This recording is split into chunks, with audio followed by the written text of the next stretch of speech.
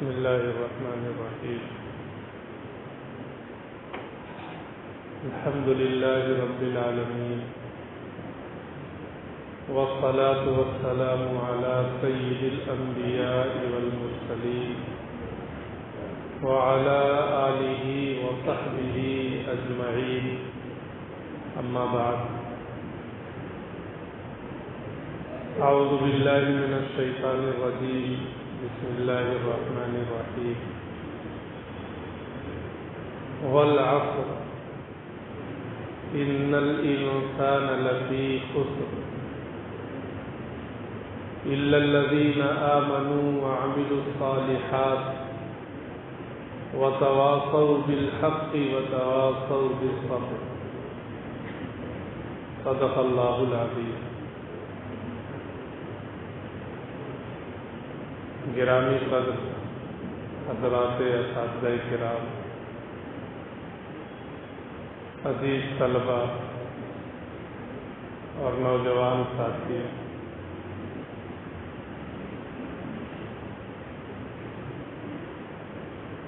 تقریباً 8 یا 9 سال پہلے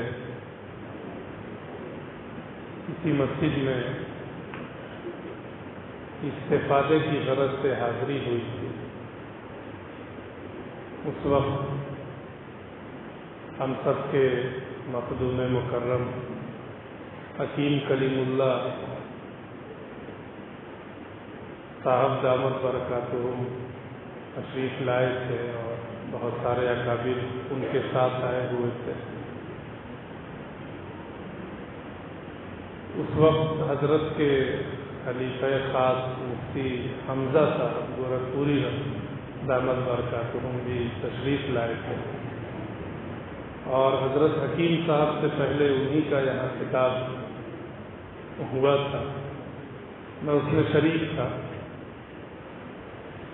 تو اس وقت مفتی صاحب نے یہی صورت پڑھی تھی جو میں نے آپ حضرات کے سامنے پڑھی،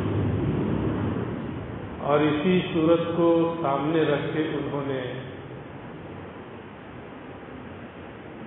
اپنی بات سامعین تک پہنچانے کی کوشش کی تھی.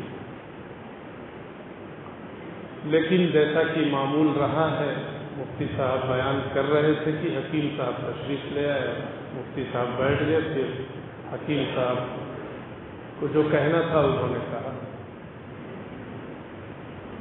آج جب میں آیا تو وہ واقعہ یاد آیا اور وہ صورت یاد آئی. اسی کو سامنے رکھتے ہوئے آپ حضرات سے کچھ باتیں بطور مذاکرہ عرض ہے. یہ وہ سورہ ہے جس میں اللہ رب العزت نے زمانے کی قسم کھائی،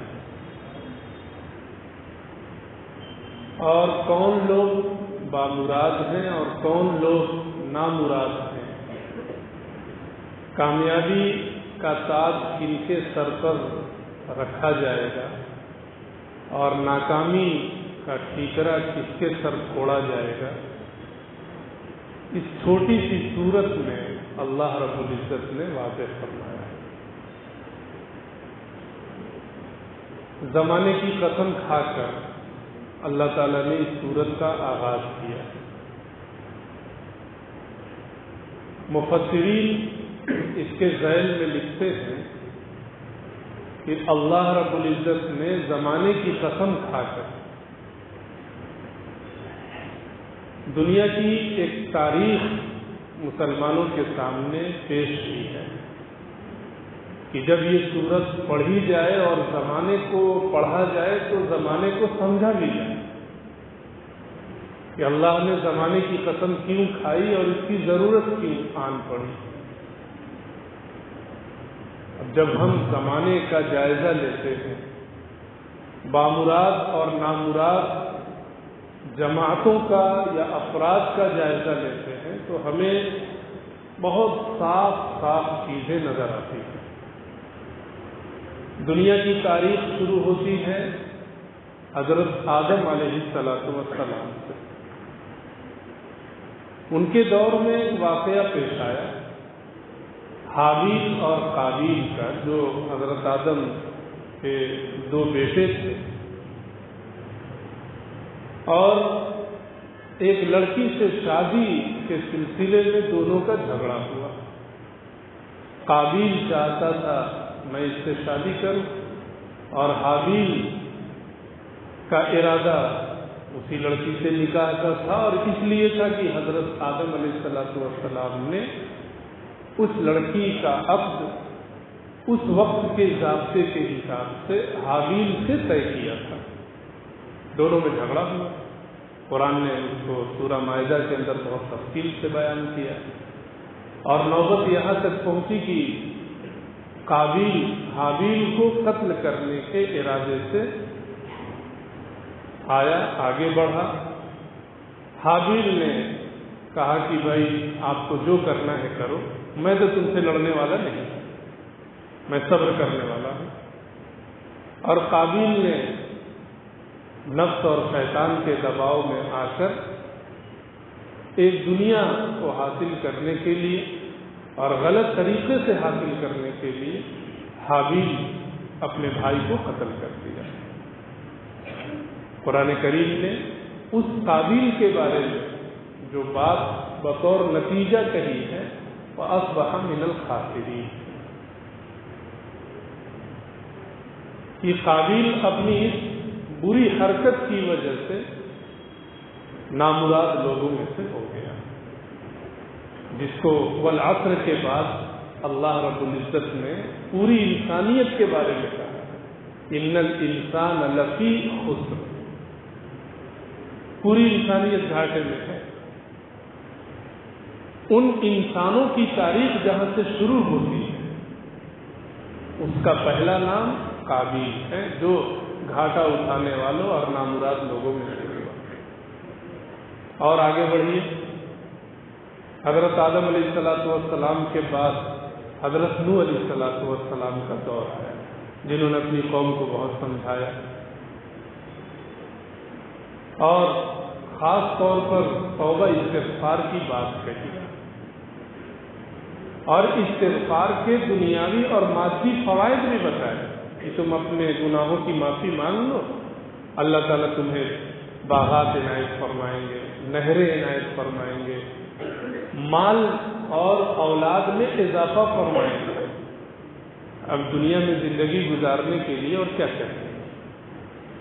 یمددکم باموال وبنین، مال چاہیے، اولاد چاہیے، جنات اور انہار کا بھی وعدہ کیا، اس کے باوجود وہ لوگ نہیں مانے۔ اور اخیر میں حضرت نوح علیہ السلام نے اللہ کی بارگاہ میں جو بددعا کی اور جس کے نتیجے میں طوفان آیا، آپ سب جانتے ہیں ساری دنیا ڈوب گئی، سوائے ان لوگوں کے جو حضرت نوح علیہ السلام کے ساتھ کشتی میں سوار تھے، جو بہت معمولی تعداد میں تھے۔ وہاں طوفان نوح میں ڈوبنے والے خاسرین میں ہوئے، اور حضرت نوح علیہ السلام کے ساتھ ایمان لانے والے اور دیگر اس وقت کے اعمال صالحہ کرنے والے وہ کامیاب لوگوں میں سے ہوئے، صاحب ایمان اور صاحب اعمال لوگوں میں بنے۔ اور آگے بڑھیے، حضرت ابراہیم علیہ السلام کا دور آیا، ان کا مقابلہ نمرود سے۔ نمرود وہ جو خدائی کا دعوے دار تھا، اور حضرت ابراہیم علیہ السلام توحید کے علم بردار تھے، اور ان دونوں کے مقابلے میں جو ہمیں تاریخی طور پر باتیں معلوم ہوتی ہیں وہ یہی کہ نمرود خائب و خاسر ہو کر اس دنیا سے چلا گیا، اور حضرت ابراہیم علیہ السلام اور ان کے متبعین اور ان کی نسل میں بعد میں آنے والے انبیاء وہ سب کامیاب اور بامراد ہوئے۔ اور آگے بڑھیے، حضرت موسیٰ علیہ السلام اور فرعون کا جو دور ہے، اس دور میں بھی بنی اسرائیل کو غلام بنایا گیا، اور فرعون نے انا ربکم الاعلی کہہ کر خدائی کا دعویٰ کیا، اور پھر ایک وقت آیا کہ حضرت موسیٰ علیہ السلام کے سب کچھ سمجھانے کے باوجود فرعون اپنی فرعونیت سے باز نہیں ہے اور ان سب کو دریا میں ڈبو دیا گیا۔ وہ تاریخ، اس دور کی تاریخ بھی ہمیں بتاتی ہے کہ فرعون اور اس کے ماننے والے لوگ نامراد ہوئے، گھاٹے میں رہے۔ حضرت موسیٰ علیہ السلام اور ان پر ایمان لانے والے جو بھی بنی اسرائیل رہے وہ سب بامراد اور کامیاب ہوئے۔ اور آگے بڑھیے، حضرت یوسف علیہ السلام کا دور آتا ہے۔ ان کے بھائیوں نے محض اس وجہ سے کہ حضرت یعقوب علیہ السلام حضرت یوسف علیہ السلام کو اپنا جانشین مقرر کرنا چاہتے تھے، حسد اور تکبر میں مبتلا ہو کر حضرت یوسف علیہ السلام کو کنویں میں ڈالا، جہاں سے ان کو مصر کے بازار میں ہونے والے نبی کو مصر کے بازار میں غلام بنا کر بیچا گیا۔ اور پھر ایک لمبا واقعہ ہے، جیل گئے، پھر وہاں سے واپس آئے۔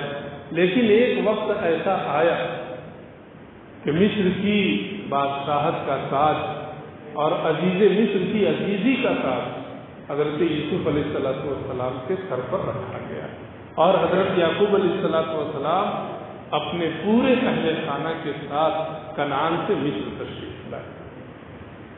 وہاں بھی حضرت یوسف علیہ السلام اور ان کے ساتھ رہنے والے لوگ وہ بامراد ہوئے، اور ان کے دور میں جو فرعون تھا وہ اور اس کو خدا ماننے والے جو لوگ تھے وہ سب گھاٹے میں رہے اور وہ سب نامراد ٹھہرے۔ اور اس کے آگے بڑھے، حضرت عیسیٰ علیہ السلام کا دور آتا ہے۔ حضرت عیسیٰ علیہ السلام کے دور میں یہودیوں نے اپنے اعتبار حضرت عیسیٰ علیہ السلام کو جتنی تکلیف پہنچانی تھی پہنچائی، اور اپنے خیال کے اعتبار سے ان کو پھانسی دی۔ لیکن آج حضرت عیسیٰ علیہ السلام کا نام زندہ ہے، ہم لے رہے ہیں، قرآن میں مذکور ہے، حدیث میں مذکور ہے، لیکن اس دور کے وہ یہودی جو حضرت عیسیٰ علیہ السلام کو ستانے میں لگے رہے، حواریوں کو ستانے میں لگے رہے، ان کو آج کوئی نہیں جانتا ہے۔ وہ سب کے سب نامراد ٹھہرے، وہ سب کے سب خاسرین میں سے شمار کیے گئے۔ اور پھر جب انسانی تاریخ کا سب سے آخری اور حسین باب آیا، یعنی ہم سب کے آقا سرکار دو عالم صلی اللہ علیہ وسلم اس دنیا میں تشریف لائے اور مکے میں اللہ کی وحدانیت اور اپنی رسالت کا اعلان فرمایا، اس وقت کفار مکہ اور قریش کے لوگ دین کی دعوت اور اسلام کی دعوت کے سلسلے میں جو رکاوٹیں پیدا کی، آپ کو ستایا، دھمکایا اور ہجرت پر مجبور کیا، ان سب کے باوجود کفار مکہ ستانے والے وہ سب کے سب نامراد ہوئے، اور ہم سب کے آقا سرکار دو عالم صلی اللہ علیہ وسلم اور ان پر ایمان لانے والے ہم جیسے مسلمان وہ سب کے سب کامیاب اور بامراد ہیں۔ یہ بہت مختصر کر کے میں نے حضرت آدم علیہ السلام سے لے کر حضور اکرم صلی اللہ علیہ وسلم تک کی ایک تاریخ پیش کی۔ اس تاریخ کے آئینے میں آپ والعصر ان الانسان لفی خسر کو سمجھ سکتے ہیں کہ انسان کی انسانیت گھاٹے میں ہے اور اس کا ایک سلسلہ ہے۔ اور قرآن کریم نے کامیاب لوگوں کا پھر استثناء کیا اس صورت کے اندر اور فرمایا الا الذین آمنوا وعملوا الصالحات وتواصوا بالحق وتواصوا بالصبر، کہ آپ حضرت آدم علیہ السلام سے لے کر حضور اکرم صلی اللہ علیہ وسلم تک کی انسانی تاریخ کا جائزہ لیں تو جن جن لوگوں کے اندر اور جن جن قوموں کے اندر یہ چار باتیں موجود تھیں یا رہیں گی وہ تو کامیاب ہیں، اور جن کے اندر یہ 4 باتیں نہیں تھیں یا نہیں رہیں گی وہ سب کے سب ان الانسان لفی خسر میں داخل ہو کر نامراد اور خائب و خاسر رہتے ہیں۔ اب ہمیں اور آپ کو ان 4 باتوں کو سمجھنا چاہیے تاکہ ہم ان 4 باتوں کو اختیار کر کے ان الانسان لفی خسر سے نکل سکیں اور اپنے آپ کو کامیاب اور بامراد انسانی تاریخ کا حصہ بنا سکیں، ورنہ آگے کے زمانے میں ہمیں کوئی یاد کرنے والا نہیں ہوگا۔ یاد انہیں ہی کیا جاتا ہے جن کے اندر یہ 4 باتیں ہوں گی۔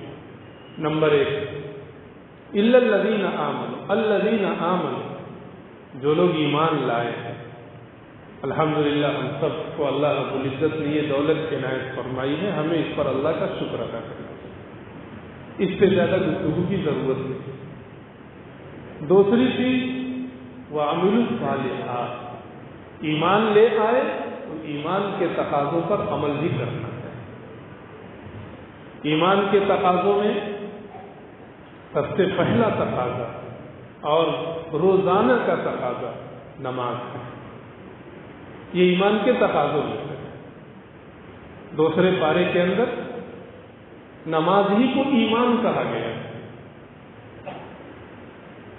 تو ہماری پہلی ذمہ داری ہے، ہم سب صاحب ایمان کی، مرد ہو، خواتین ہو، بوڑھے ہو، جوان ہو، کہ ہم اپنے اعمال درست کریں۔ اعمال میں سب سے پہلی چیز ایمان کے تقاضوں میں سب سے پہلا تقاضا نماز، وہ صحیح کریں۔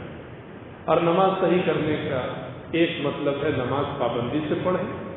نماز پڑھنے کا ایک مطلب یہ ہے کہ سنت کے مطابق پڑھیں، سنن واجبات مستحبات کی رعایت کے ساتھ پڑھیں، خشوع خضوع کے ساتھ پڑھیں، طہارت اور دیگر لوازمات کے اہتمام کے ساتھ نماز پڑھیں۔ اور اس کے علاوہ اور بہت سارے تقاضے ہیں۔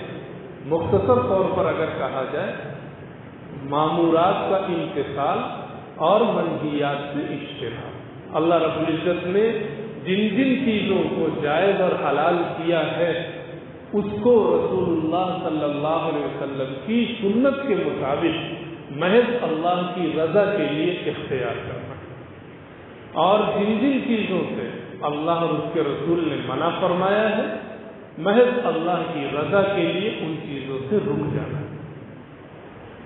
اعمال کے اندر جو صالحیت مطلوب ہے، وعملوا الصالحات جو کہا گیا ہے، تو صالحات اعمال کو صالح بنانے کے لیے بنیادی طور پر یہ 2 چیزیں ضروری ہیں، وہ عمل سنت کے مطابق کیا جائے اور اللہ کی رضا کے لیے کیا جائے۔ کسی بھی عمل میں اگر رسول اللہ صلی اللہ علیہ وسلم کی سنت شامل نہ ہو، یا سنت تو شامل ہو، طریقہ نبوی تو شامل ہو، رضائے الہی پیش نظر نہ ہو، تو یہ چیز روحانیت سے نکل کر مادیت میں داخل ہو جاتی ہے۔ اس کا خاص خیال رکھنا ہے۔ ہمیں ہر چیز کو معلوم کرنا ہے، کیا جائز ہے کیا ناجائز ہے۔ جائز چیزوں کو سنت کے مطابق اللہ کی رضا کے لیے کرنا ہے، ناجائز چیزوں سے اللہ کی رضا کے لیے بچنا ہے۔ اور تیسری چیز وتواصوا بالحق۔ ہم سب مسلمان ہیں اور انسان ہیں، سماج میں رہتے ہیں، خاندان بن کر رہتے ہیں، مل جل کر رہتے ہیں۔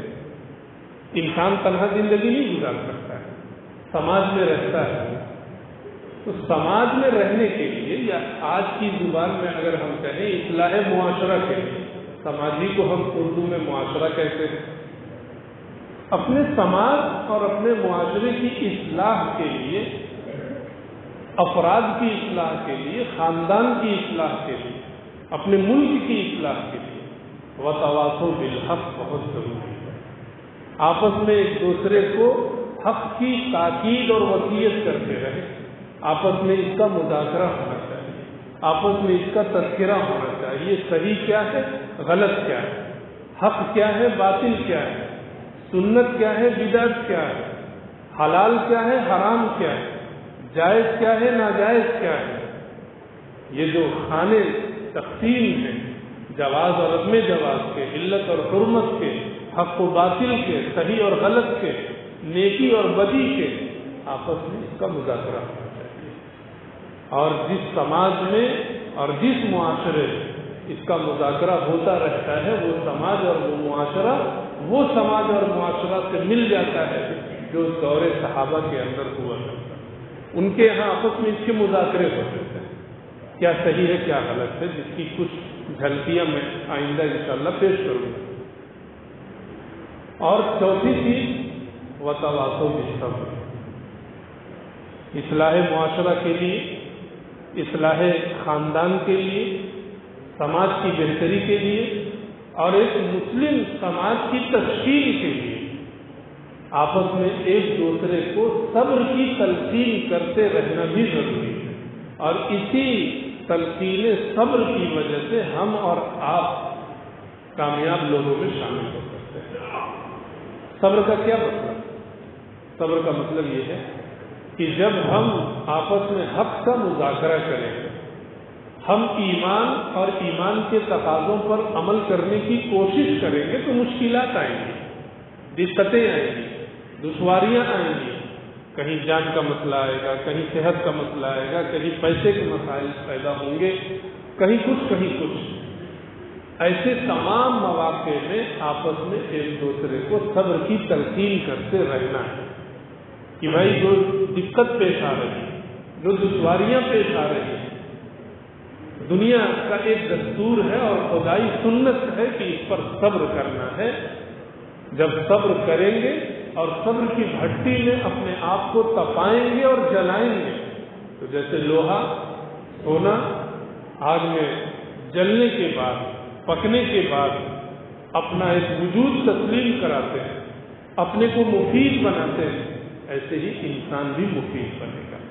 اور جو شخص صبر کرنے والوں میں سے نہ ہو، گھبرا جائے، جلد بازی میں مبتلا ہو جائے، ظاہر ہے کہ وہ کامیاب لوگوں میں سے نہیں ہو پائے گا۔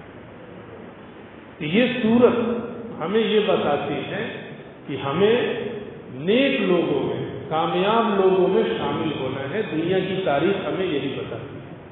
نامراد خاسرین لوگوں میں ہمیں اپنے آپ کو شامل نہیں کرانا ہے، اور اس کے لیے ایمان، اعمال صالحہ، حق کی ایک دوسرے کو تاکید کرنا اور مشکلات پیش آئیں تو صبر کرنے کی ایک دوسرے کو تاکید کرتے رہنا۔ دوسری بات، یہ چیز آئے گی کیسے؟ ایمان کیسے مضبوط ہوگا؟ اعمال صالحہ پر دوام کیسے ہوگا؟ حق اور صبر کی ایک دوسرے کو تلقین و تاکید کیسے ہوگی؟ اس کے لیے ایک اور آیت سناتا ہوں۔ اللہ رب العزت نے ایک موقع پر فرمایا، یا ایھا الذین آمنوا، الذین آمنوا الا الذین آمنوا، یہاں بھی الذین آمنوا، یا ایھا الذین آمنوا اتقوا اللہ، اللہ سے ڈرو۔ یعنی ایمان اور اس کے تقاضوں پہ عمل کسی کو کرنا ہے، اپنے کو بامراد لوگوں میں شامل کرنا ہے تو اللہ سے ڈرتے رہنا پڑے گا۔ تقویٰ جو شریعت کی ایک خاص اصطلاح ہے اور ہر جگہ ہر شخص سے مطلوب ہے، اسے اختیار کرنا ہے۔ اور اس تقویٰ کو حاصل کرنے کے لیے آگے آیت میں کہا گیا وَلْتَنْظُرْ نَفْسٌ مَا قَدَّمَتْ لِغَدٍ، کہ ہر نفس کو، مرد ہو، خواتین ہو، بچے ہو، جو بھی سمجھدار ہیں، سمجھتے ہیں، انہیں یہ سوچنا چاہیے کہ ہم کل کے لیے کیا کر رہے ہیں، ہم کل کے لیے کیا کر رہے ہیں۔ دیکھیے کل یہ دو طرح کا ہے، ایک ہمارا کل ہے، ایک قرآن کا کل ہے، شریعت کا کل ہے۔ ہمارا کل تو جو آئندہ سورج نکلے گا وہ کل ہے، اور ایک وہ کل ہے جو آخرت کی شکل میں ہمارے سامنے آنے والا ہے۔ روایتوں کے اندر ہے جب انسان کا انتقال ہوتا ہے تو فرشتے کہتے ہیں ما قدم، آپس میں مذاکرہ کرتے ہیں کہ مرنے والے نے آخرت کے لیے کیا پیش کیا ہے، کیا لے کر آیا ہے، ذرا دیکھو اس کے نام اعمال میں۔ اور دنیا کے لوگ، اس کے رشتہ دار، دوست، احباب، وہ پوچھتے ہیں ما خلف، ارے ذرا دیکھو یہ کیا چھوڑ کر گیا ہے، زمین کتنی چھوڑی، مال کتنا چھوڑا، وراثت میں کس کو کتنا مل رہا ہے، ان کے یہاں یہ مذاکرہ ہوتا ہے۔ قرآن کہتا ہے وَلْتَنْظُرْ نَفْسٌ مَا قَدَّمَتْ لِغَدٍ، ہر نفس یہ سوچے کہ اس نے کل کے لیے کیا تیاری کی ہے، کل کے لیے وہ کیا پیش کر رہا ہے، دنیا کے لیے کیا ہو رہا ہے وہ دیکھنے کی ضرورت نہیں ہے۔ آئیے ہم آپ کو صحابہ کے طور پر لے چلیں اور ان کے سامنے کل کا کیا مطلب تھا۔ کل کا سیدھا سا مطلب ہے فکر آخرت۔ دنیا میں رہتے ہوئے، دنیا کی زندگی گزارتے ہوئے انسان آخرت کی فکر کو غالب رکھے، یہ ہر انسان سے مطلوب ہے، اور یہی کل کی تیاری ہے۔ آخرت سے غفلت نہیں ہونی چاہیے۔ بہت مشہور واقعہ ہے، حضرت حنظلہ رضی اللہ تعالیٰ حضرت ابوبکر رضی اللہ تعالیٰ سے ملتے ہیں اور کہتے ہیں غضب ہو گیا۔ کیا ہوا؟ نافق حنظلہ، حنظلہ تو منافق ہو گیا۔ منافق کا مطلب ہوتا ہے کہ اوپر سے مسلمان، اندر سے منکر اسلام۔ صحابی ہیں اور کہہ رہے ہیں حنظلہ تو منافق ہو گیا، ہم نے تو آج تک نہیں کہا، جبکہ ہمارا صحابہ سے کوئی واسطہ نہیں، ہم تو صحابی کے قدموں کی دھول بھی نہیں۔ حضرت ابوبکر صدیق رضی اللہ تعالی نے پوچھا بات کیا ہے، آپ تو صحابی ہیں؟ کہا کہ ہم جب رسول اللہ صلی اللہ علیہ وسلم کی مجلس میں ہوتے ہیں، جنت اور جہنم کے تذکرے سنتے ہیں تو فکر آخرت کا غلبہ رہتا ہے، اللہ اور اس کے رسول کا استحضار رہتا ہے۔ لیکن جب وہاں سے نکل کر اپنے گھر آتے ہیں، بال بچوں کے ساتھ ملتے جلتے ہیں، بیوی سے ملتے جلتے ہیں، کھیتوں میں کام کرتے ہیں، تجارت کرتے ہیں، تو پھر وہ استحضار نہیں رہتا ہے، پھر دنیا داری کا غلبہ رہتا ہے۔ حضرت ابوبکر صدیق رضی اللہ تعالی عنہ، جو اس کائنات میں نبی کے بعد افضل البشر ہے، وہ فرماتے ہیں یہ کیفیت تو میرے ساتھ بھی ہے، اس کا مطلب تو ہوا کہ میں بھی منافق ہوں۔ چنانچہ دونوں دربار رسالت میں حاضر ہوتے ہیں اور اپنی یہ بات پیش کرتے ہیں۔ اللہ کے رسول صلی اللہ علیہ وسلم نے فرمایا کہ ہر وقت اور ہر مجلس کی ایک کیفیت ہوتی ہے، وہ کیفیت اگر ہمیشہ برقرار رہے تو فرشتے راستوں میں، بستروں میں، گھروں میں ان سے مسافہ کریں گے، لیکن ایسا ہو نہیں سکتا۔ اللہ نے دنیا میں بھیجا ہے تو دنیا داری بھی ہوتی رہے۔ اس قصے سے ہمیں جو سبق ملتا ہے اور ہمیں جو سمجھنا چاہیے وہ یہ کہ صحابہ کرام کے ذہن و دماغ میں اور قلب و ذہن میں آخرت کی چیز کس قدر غالب تھی کہ مجلس نبوت کی کیفیت بدلنے کو نفاق کہا جا رہا ہے۔ ہمیں بھی اپنی زندگی کا جائزہ لینا چاہیے کہ ہم وَلْتَنْظُرْ نَفْسٌ مَا قَدَّمَتْ لِغَدٍ کے سلسلے میں کیا کر رہے ہیں، کل کی کیا تیاری ہے، آخرت کی کیا تیاری ہے، یہ ہمیں سوچنا چاہیے۔ ایک اور واقعہ سنا، اللہ کے رسول صلی اللہ علیہ وسلم ایک راستے سے گزر رہے، ایک پختہ اور اونچے مکان پر نظر پڑی، پوچھا کس کا مکان ہے؟ فلاں صحابی کا ہے۔ آپ نے کچھ نہیں کہا، خاموش ہو گئے۔ کچھ دنوں کے بعد وہ صحابی آپ کی مجلس میں آتے ہیں، آپ کو سلام کرتے ہیں۔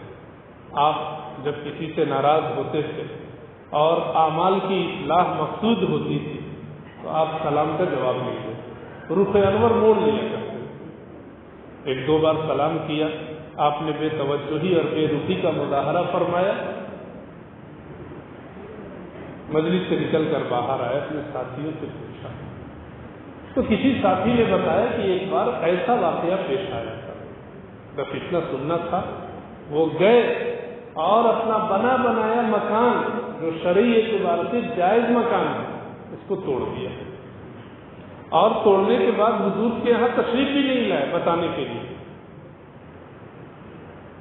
ایک موقع پر آپ کا جب گزر ہوا، آپ نے پوچھا یہاں تو ایک مکان تھا، کیا ہوا؟ لوگوں نے بتایا کہ آپ کی ناراضگی کا احساس انہیں ہوا تو انہوں نے اپنا مکان توڑ دیا۔ یہ واقعہ ہم سب کو یہ سبق دیتا ہے کہ آخرت کی فکر اور آخرت کی تیاری ہمارے ذہنوں میں کیسا ہونا چاہیے، ویسا ہونا چاہیے جیسے اللہ کے رسول صلی اللہ علیہ وسلم نے اپنے اس صحابی کے لیے پسند فرمایا۔ چونکہ وہ مکان ضرورت سے زائد تھا، اس لیے آپ اس مکان کی وجہ سے ناراض ہوئے۔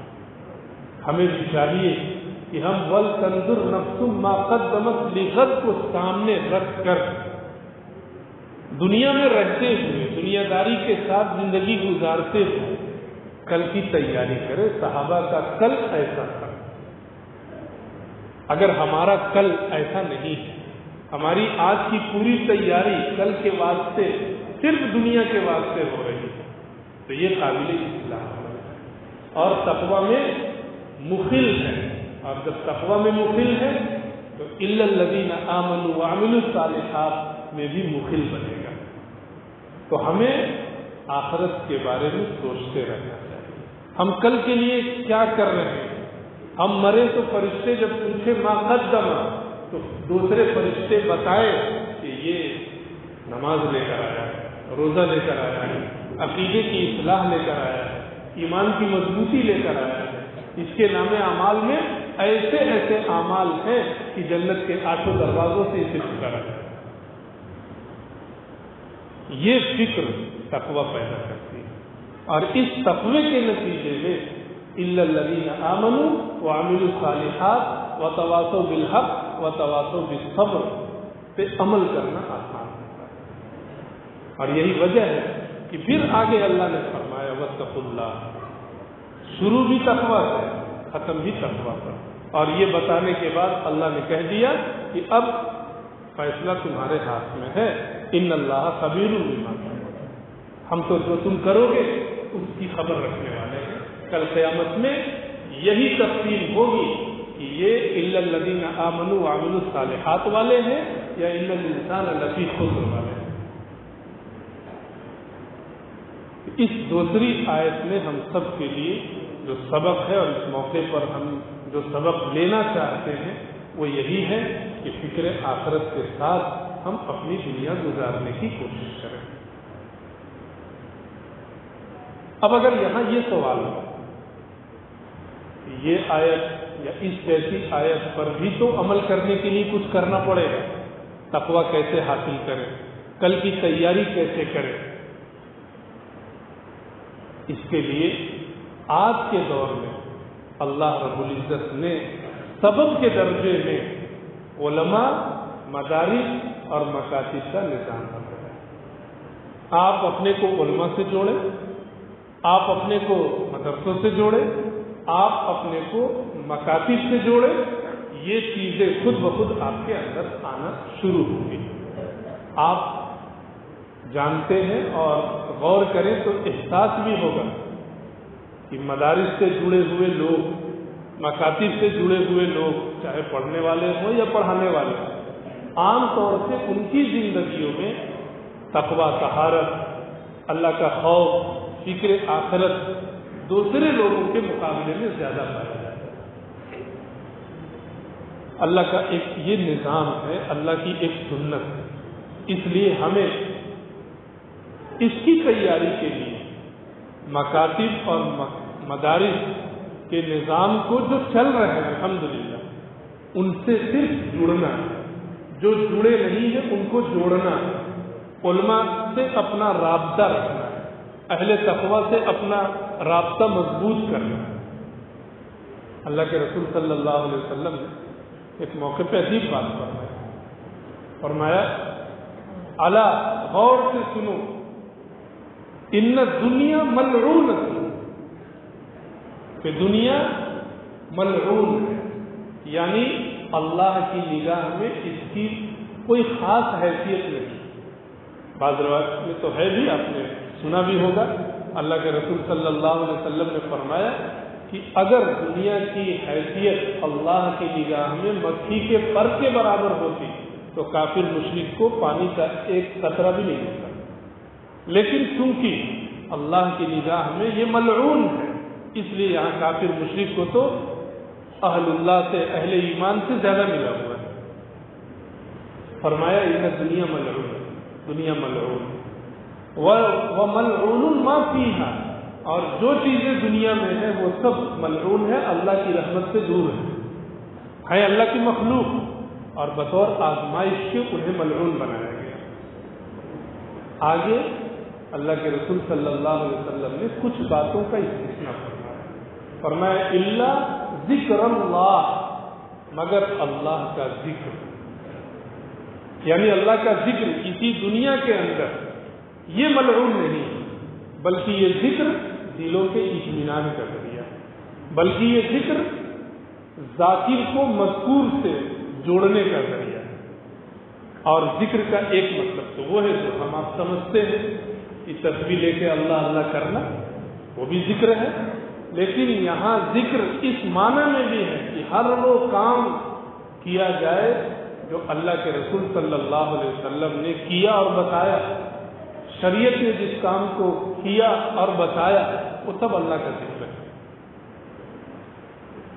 وَمَا وَالَاهُ، اور وہ چیز جو اللہ کی محبت میں اضافے کا سبب بنتی ہے، مساجد ہیں، مکاتب ہیں، اللہ کا ذکر کرنے میں جو چیزیں بھی معاون ہیں وہ ساری چیزیں ملعون دنیا سے مستثنی ہے۔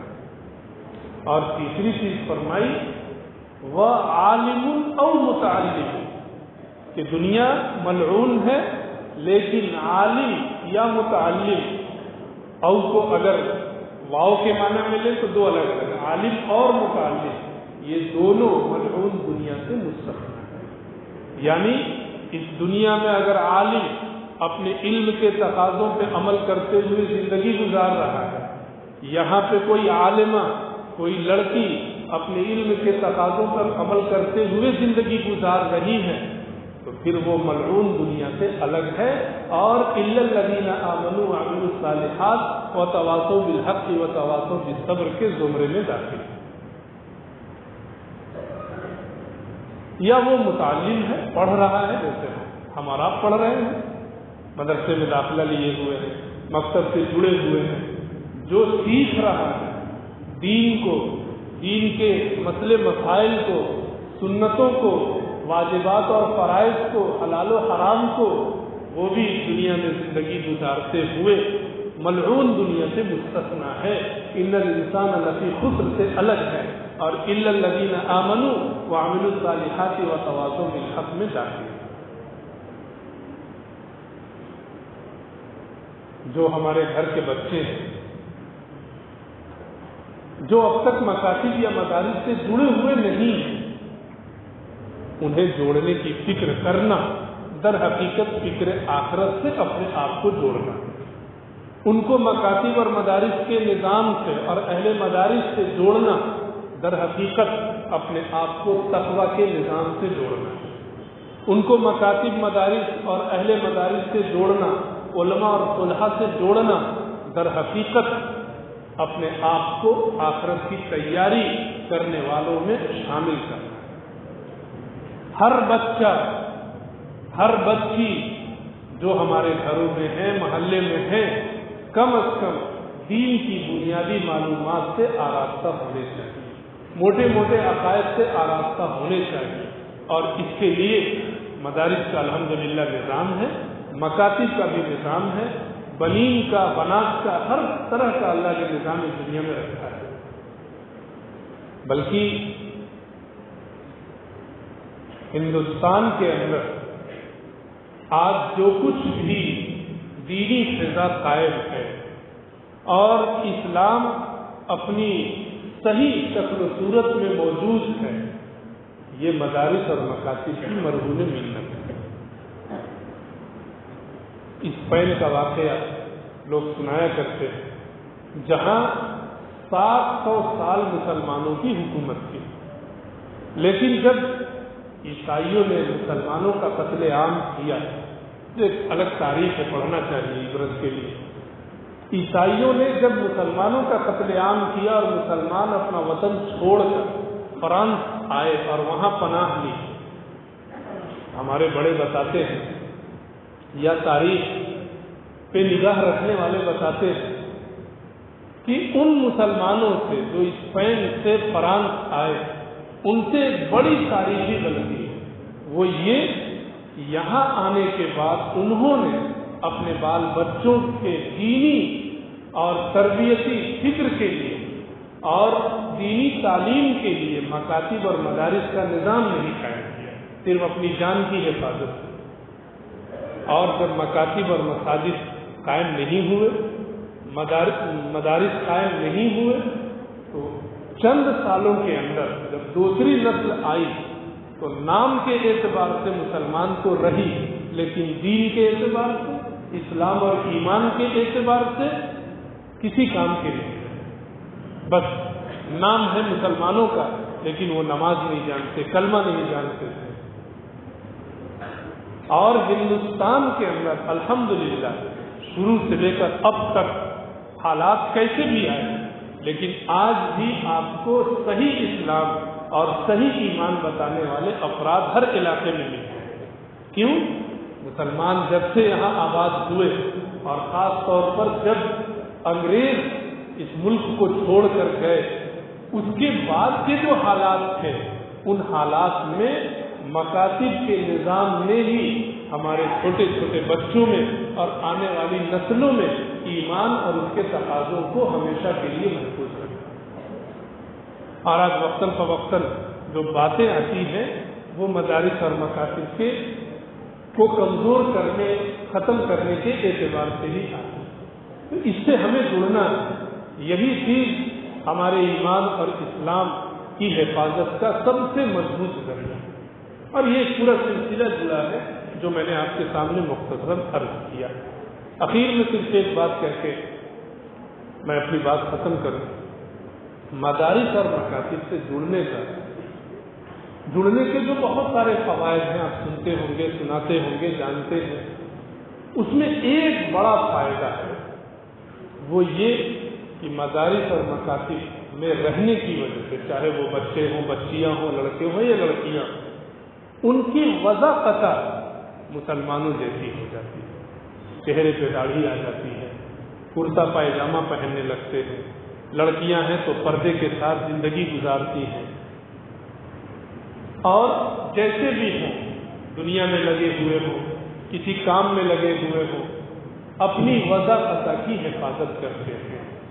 یہ معمولی چیز نہیں ہے، نیک لوگوں کے ساتھ ہماری مشابہت بھی اخروی کامیابی کے لیے کافی ہے۔